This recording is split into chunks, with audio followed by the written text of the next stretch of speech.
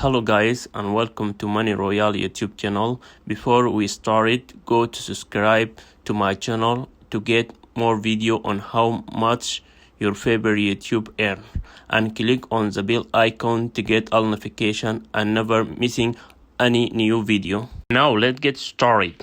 So how do YouTubers get paid? They make by placing ad on their video, and placing more ads equal more money they can make on their videos. The second thing is CPM. It means the cost per 1,000 view.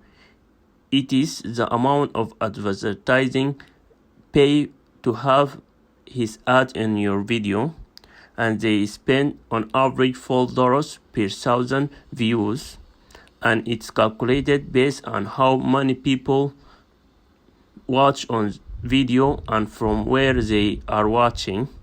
Many factors affect the CPM.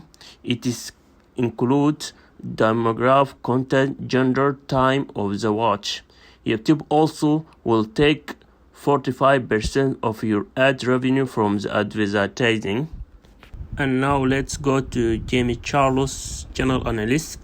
Total subscribe 25 million, total videos 348, total views 3 billion.